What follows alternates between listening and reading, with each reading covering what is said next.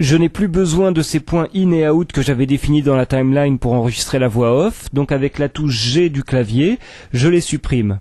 Maintenant, sur ce plan de l'interview, il faut que je fasse apparaître l'habillage utilisé régulièrement pour ce reportage de type magazine, afin d'indiquer le nom de la personne interviewée. Donc cet habillage a été préparé dans Photoshop, et il s'agit d'un fichier multicalque qui comprend le fond, le nom de la personne et le visuel de son dernier CD qui est présenté ici au bout de l'habillage. Je retourne donc sous Première, dans le chutier, et comme nous l'avions vu dans un précédent tutoriel, j'importe le fichier Photoshop en tant que séquence. Donc un dossier est créé avec chaque fichier constituant une piste, une séquence qui est créée automatiquement. Donc là, je vais aussi réorganiser la timeline en faisant glisser les pistes audio dont je n'ai pas besoin, ce qui me permet de bien voir toutes les pistes vidéo. Je sélectionne l'ensemble des éléments de ces 3 pistes et je vais les amener à une durée de 8 secondes. Pour cela, donc, je peux me guider de la durée qui s'affiche au niveau du moniteur. À gauche m'est indiqué la valeur supplémentaire que je rajoute. Là, je suis en train de rajouter 6 secondes à ces éléments qui étaient d'une durée initiale de 2 secondes. Et puis à droite m'est indiqué leur durée finale, c'est-à-dire là 8 secondes. Donc 8 secondes est la durée que je voulais leur donner. Et il faut maintenant que j'anime ces éléments. Pour cela, je vais appeler un espace de travail de compositing et je sélectionne le premier élément. Cet élément de fond doit être animé avec une trajectoire et c'est sa position donc qui va être changée. Je commence par mettre un premier point clé et 12 images plus loin, donc au clavier je tape 12, je vais situer un deuxième point clé. Je zoome un petit peu pour mieux voir ce que je fais.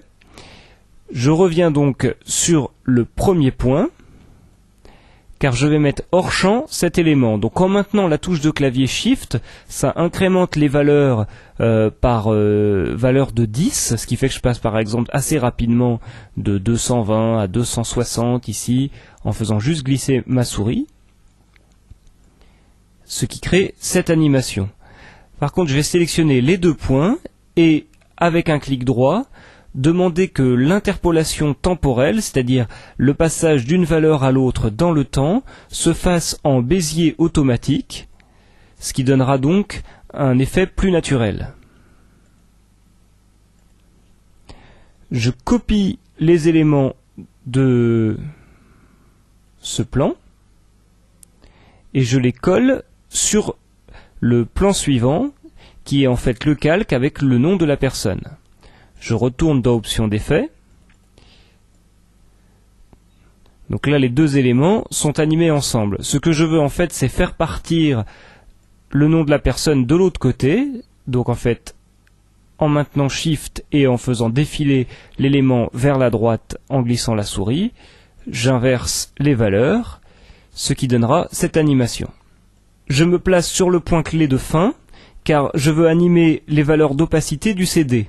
Le CD, je ne veux le faire apparaître qu'après l'apparition de cette barre avec le nom de la personne et le nom du magazine.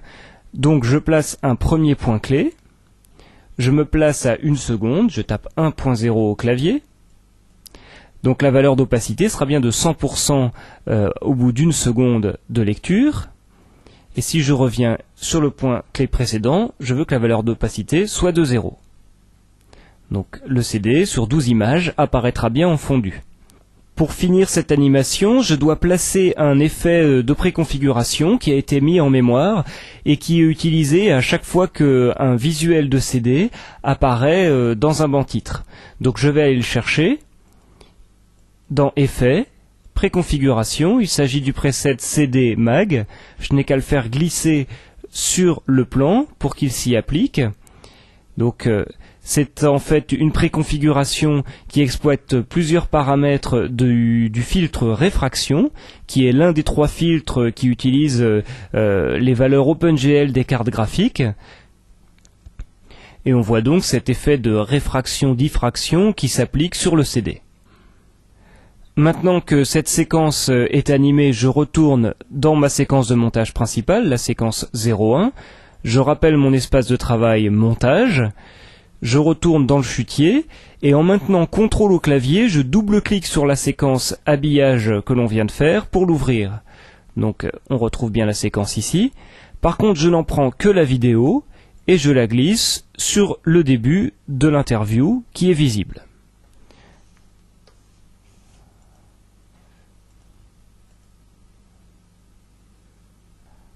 Par contre, je vais réduire la fin de la séquence pour qu'elle ne